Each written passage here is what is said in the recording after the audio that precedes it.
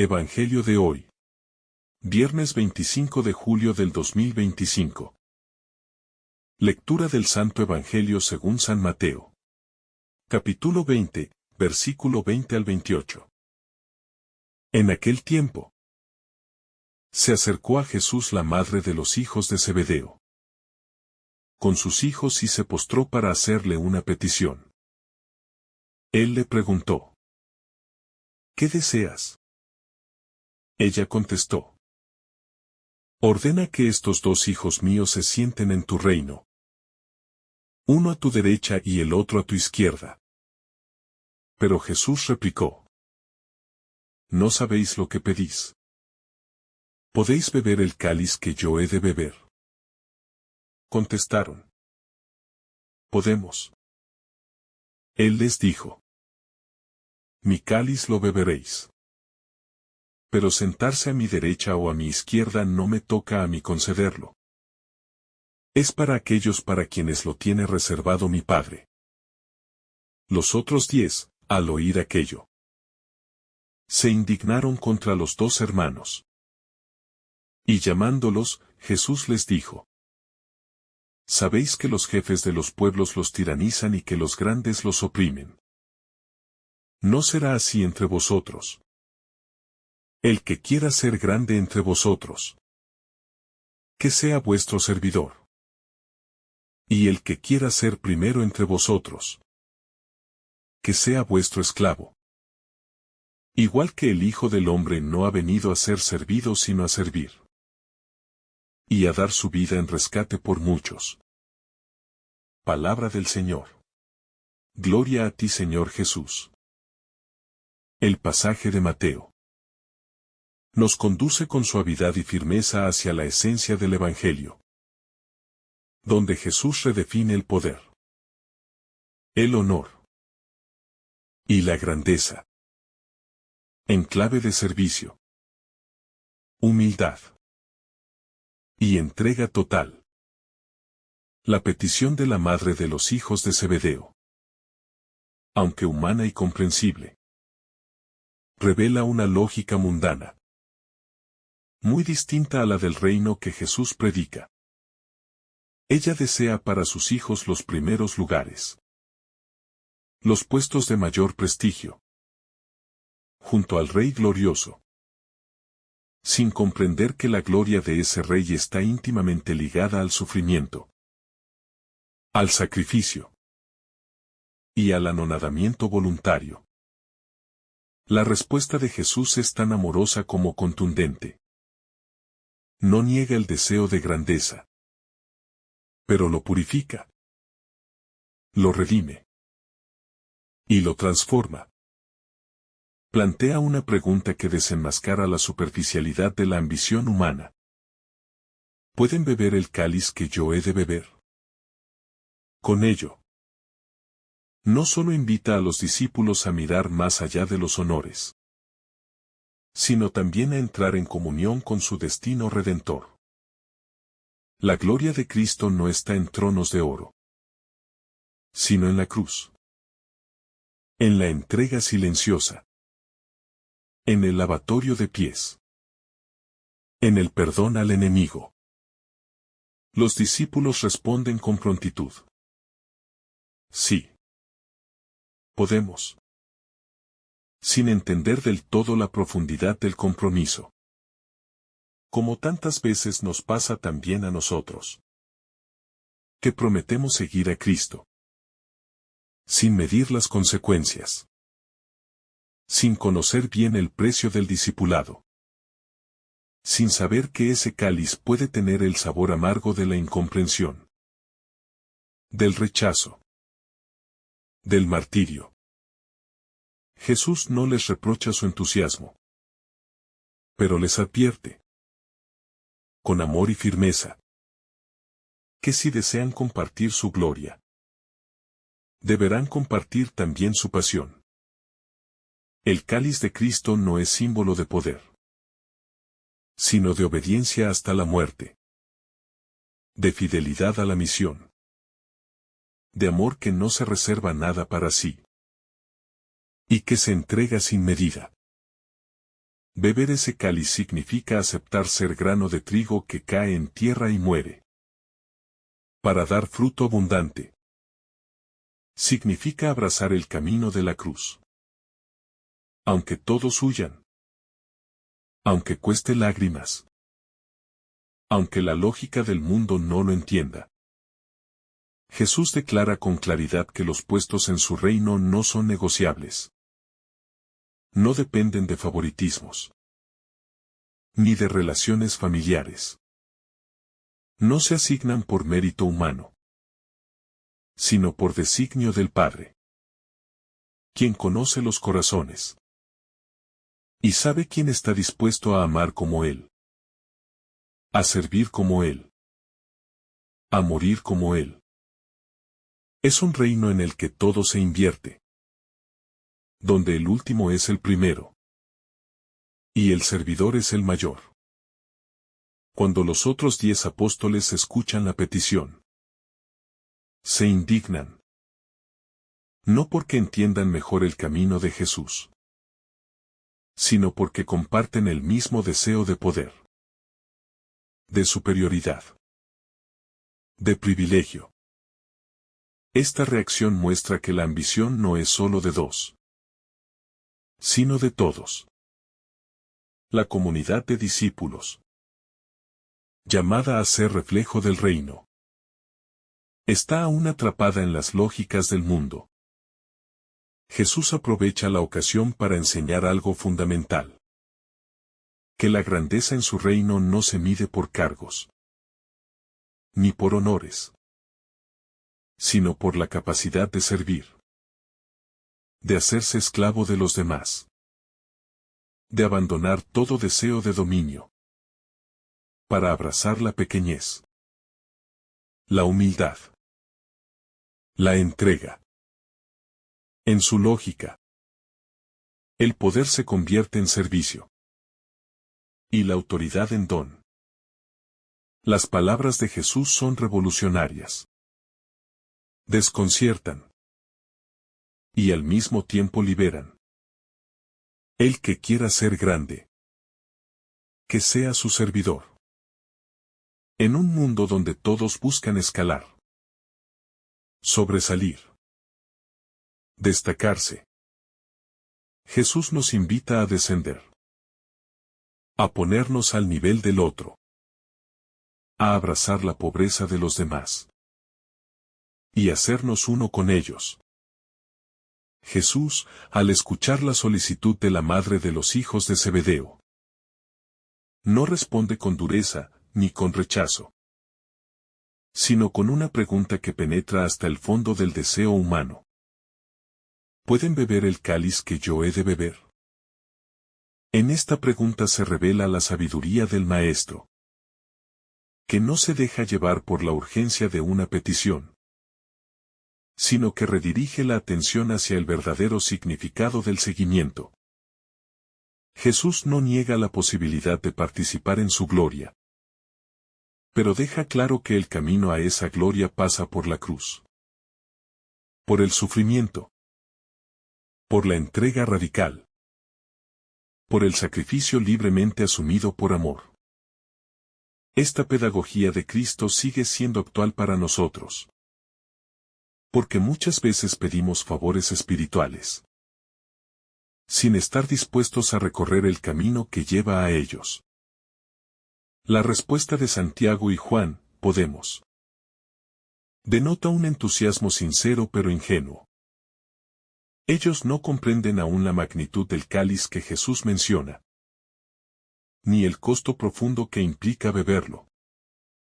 Este detalle nos invita a revisar nuestras propias afirmaciones de fe, nuestros compromisos religiosos y promesas hechas al Señor.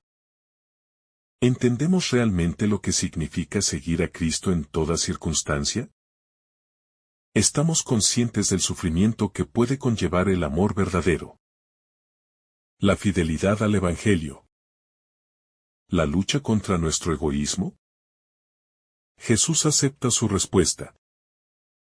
No para halagarlos, sino para hacerles ver que, aunque no comprendan plenamente, serán transformados por el camino del discipulado. Jesús afirma, mi cáliz sí lo beberán. Con estas palabras, Él anticipa el futuro martirio de Santiago y la vida sufrida de Juan. Ambos, aunque comenzaron buscando gloria, terminarán ofreciendo su vida por el Evangelio. Esta profecía de Jesús revela el poder transformador del seguimiento cristiano. Quien se une a Cristo, aunque lo haga inicialmente con motivaciones imperfectas, será purificado y modelado por la gracia para convertirse en testigo auténtico. Dios puede hacer cosas grandes incluso con nuestros deseos torcidos, si se los entregamos con humildad y perseverancia. Esta esperanza debe alentar a todo discípulo, especialmente a los que inician su camino con fragilidad. Pero Jesús añade que sentarse a su derecha o a su izquierda no es algo que Él pueda conceder, sino que está reservado por el Padre. Aquí aparece el misterio de la voluntad divina, que no obedece a favoritismos humanos, sino a un plan de amor insondable.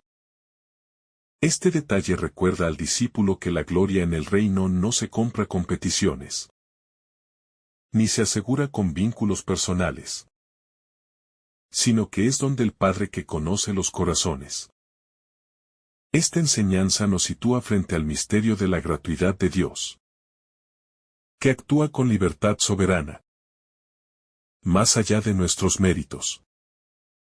Nos enseña también a vivir en humildad y confianza, sin exigir lugares privilegiados, sino esperando con fe aquello que Dios ha dispuesto para cada uno. Al escuchar la petición de los hijos de Zebedeo, los otros 10 discípulos se indignan. Esta reacción humana refleja cómo los corazones todavía están lejos del ideal evangélico. La ambición de unos provoca la envidia de otros, y la comunidad se ve dividida por aspiraciones mundanas. Jesús aprovecha esta oportunidad para enseñar nuevamente lo que significa ser verdaderamente grande en el reino de los cielos. Él no reprende simplemente la indignación, sino que la transforma en lección espiritual, invitando a todos a revisar sus aspiraciones y actitudes. El Señor no se escandaliza de nuestra humanidad herida, sino que la redime mediante su palabra viva.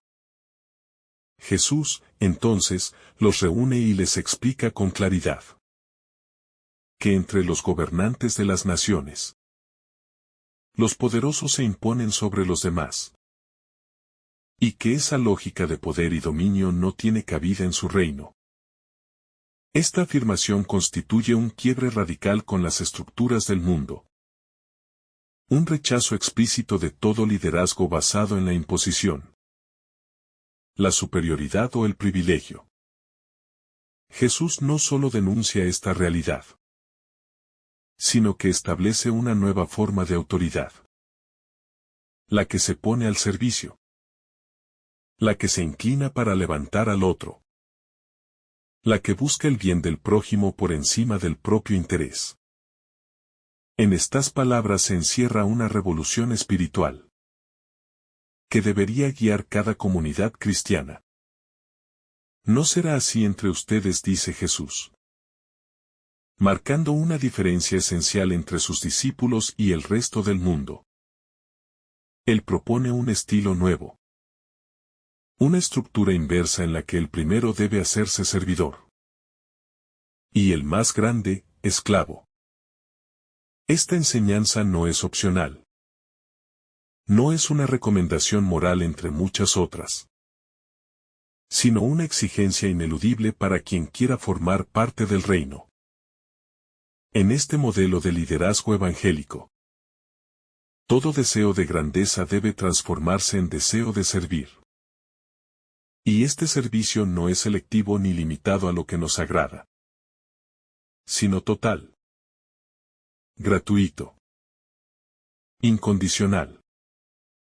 Estas palabras de Jesús desestabilizan todos nuestros esquemas. En una sociedad que valora el éxito, el reconocimiento, el ascenso, la autoridad, Él proclama que la grandeza verdadera está en agacharse a lavar los pies, en renunciar a los privilegios, en cargar con las heridas ajenas.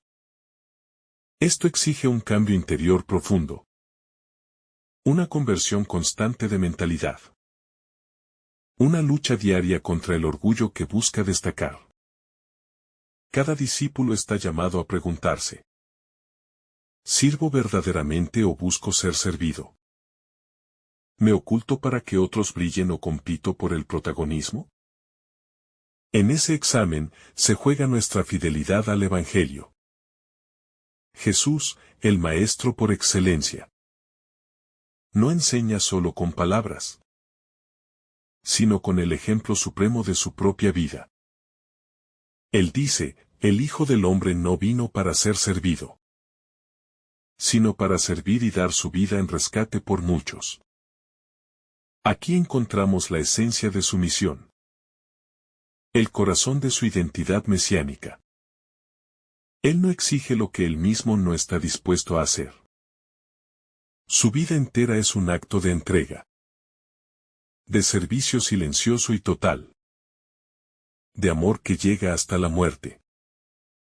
Esta coherencia radical entre palabra y acción es la que da autoridad a su enseñanza. Y es también la que debe inspirar a todo discípulo. Vivir lo que se predica, dar lo que se pide, amar hasta el extremo.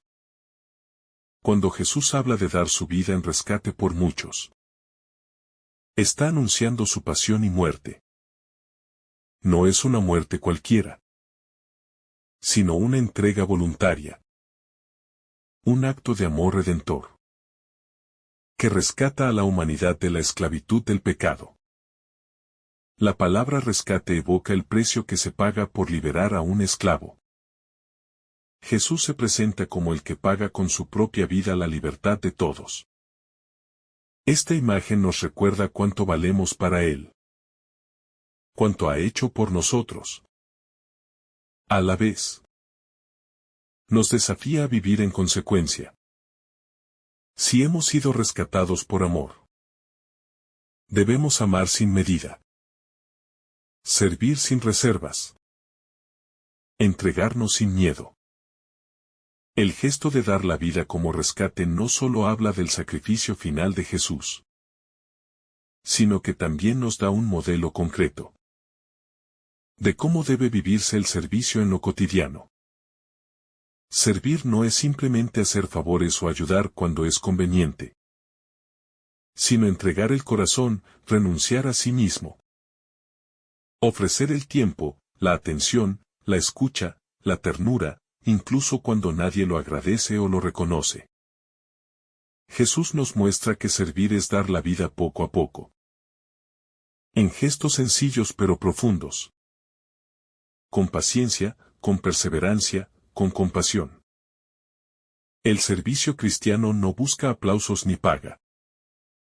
No necesita testigos ni cámaras, porque su raíz está en el amor, no en la vanidad. Jesús sirve porque ama. Y amar, en su lógica, es bajar. Es acercarse. Es tocar las llagas del otro sin miedo a ensuciarse. Este es el ejemplo que nos deja. No uno teórico, sino profundamente real y encarnado. Él no sirve desde un trono, sino desde la cruz. No ama desde la distancia, sino desde la cercanía dolorosa del sufrimiento compartido. Aceptar esta forma de vida no es fácil, porque va contra nuestra lógica humana. A menudo buscamos reconocimiento, protagonismo, lugares de honor. Nos cuesta dejar el centro, asumir tareas escondidas, pasar desapercibidos. Pero Jesús nos dice que solo quien se hace el último, el servidor de todos, puede ser el primero a sus ojos. El reino de los cielos no premia los títulos ni las jerarquías humanas, sino los corazones humildes que aman sin medida. El pedido de la madre de los hijos de Zebedeo también refleja una actitud muy humana. Querer lo mejor para los hijos. Buscar privilegios, asegurarse un buen lugar. Y aunque parece un gesto de amor maternal, Jesús lo confronta. Porque el amor verdadero no busca poder, sino santidad. Nos invita a revisar qué tipo de futuro deseamos para quienes amamos. ¿Un camino cómodo o un camino santo? ¿Un lugar de prestigio o un corazón conforme al de Cristo? A veces, sin darnos cuenta, educamos para el éxito y no para la entrega. La verdadera grandeza, dice Jesús, está en el servicio. Y ese servicio no siempre es visible o reconocido. Muchos santos vivieron en la sombra. En lo oculto. En lo cotidiano. Fueron madres, padres, obreros, religiosas, catequistas, enfermeros. Personas comunes que vivieron su fe sirviendo con amor. No necesitaron un lugar a la derecha o a la izquierda. Porque sabían que el único lugar importante es estar junto a Cristo. Y Cristo está donde hay sufrimiento, necesidad, humildad. El trono de Jesús es la cruz. Y desde ahí reina con amor. Quien quiera reinar con él debe estar dispuesto a cargar con su cruz cada día. A perder para ganar. A morir para vivir. No hay otro camino. Por eso, cuando la madre de los Zebedeos pide un lugar de honor, Jesús responde con una pregunta que resuena hasta hoy. ¿Pueden beber el cáliz que yo he de beber? Es la pregunta que se dirige a todo discípulo que quiere seguirlo. No se trata de recibir glorias, sino de compartir su suerte, su sacrificio, su misión. Y la respuesta de Santiago y Juan es generosa. Aunque quizás aún inmadura, podemos. No entienden del todo lo que implica esa afirmación. Pero están dispuestos a seguirlo. Y Jesús, con misericordia, no los reprende, sino que los acoge en su camino. Sabe que aprenderán poco a poco, que su corazón será transformado. Y en efecto, Santiago será el primero en dar su vida por Cristo. Y Juan, el discípulo amado, será testigo de la cruz. Ambos beberán ese cáliz. Y lo harán por amor. Este pasaje también es una invitación a revisar nuestras propias intenciones. ¿Por qué seguimos a Jesús? ¿Buscamos consuelo, prestigio, milagros? ¿O estamos dispuestos a seguirlo incluso en el dolor? ¿En la incomprensión? ¿En la entrega? La fe madura no se mide por cuántas bendiciones recibimos, sino por cuánta cruz estamos dispuestos a cargar por amor. Solo quien ama puede comprender esto. Porque el amor no calcula, no negocia, no exige condiciones.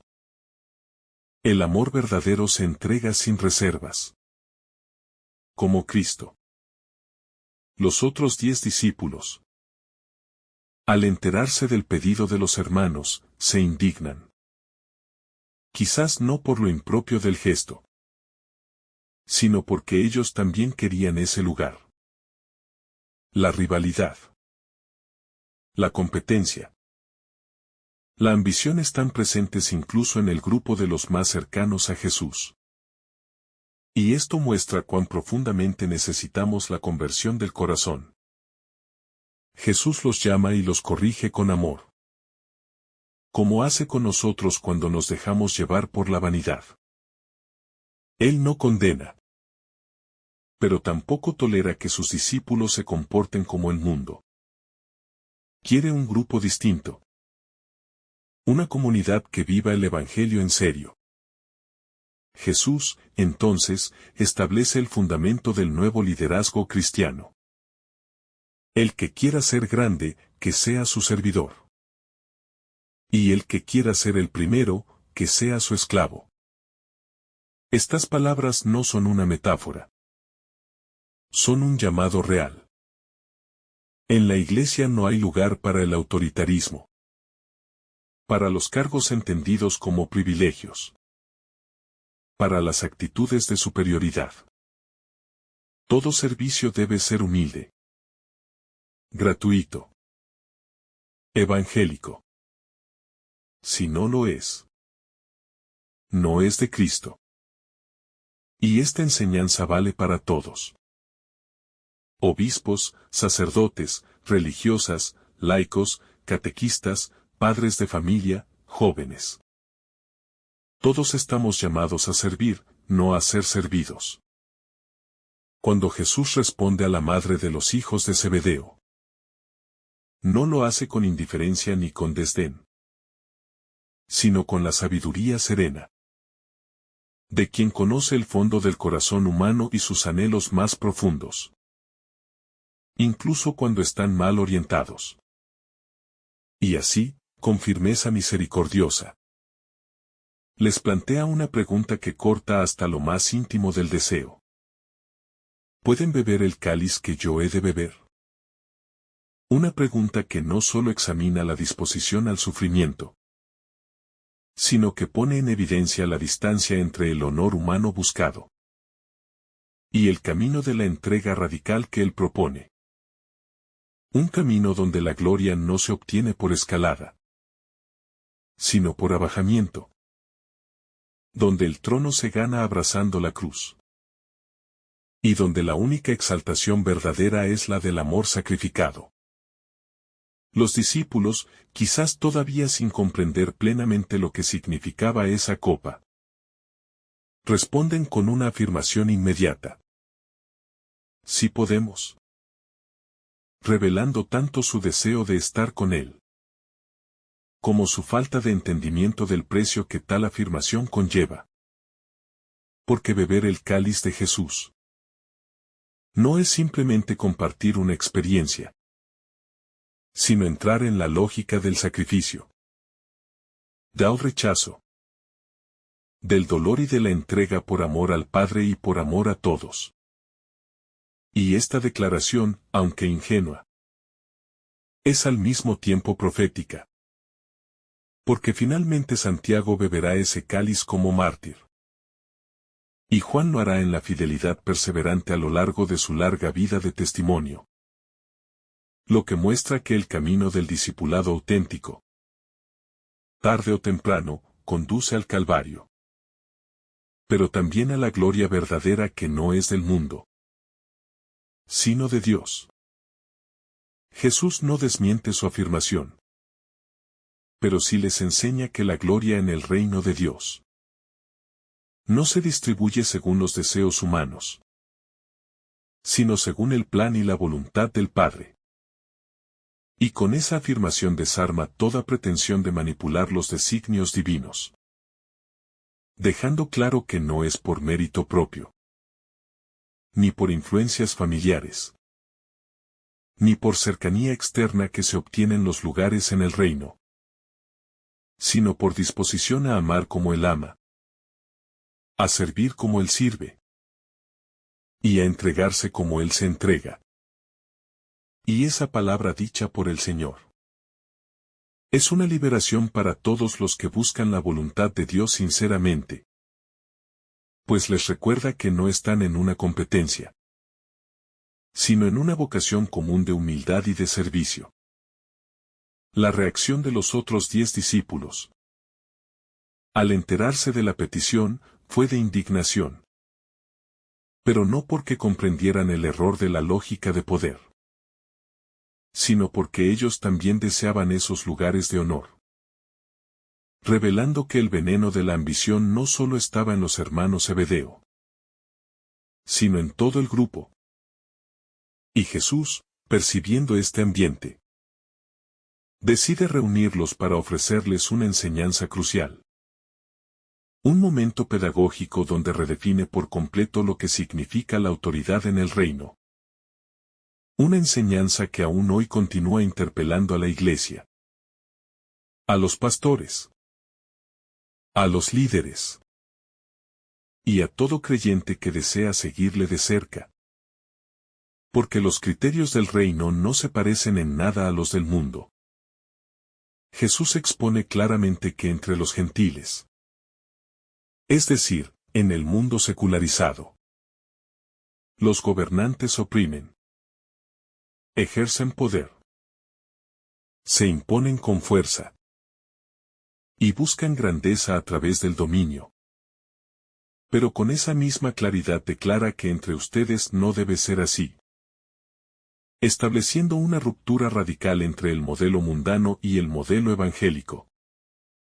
Y así, el servicio se convierte en el nuevo nombre del liderazgo. La humildad en el nuevo nombre del poder. Y la entrega silenciosa en el nuevo nombre de la autoridad. Porque quien quiera ser el primero, debe hacerse el último. Y quien desee estar al frente, debe ser el servidor de todos. Invirtiendo completamente los valores del mundo.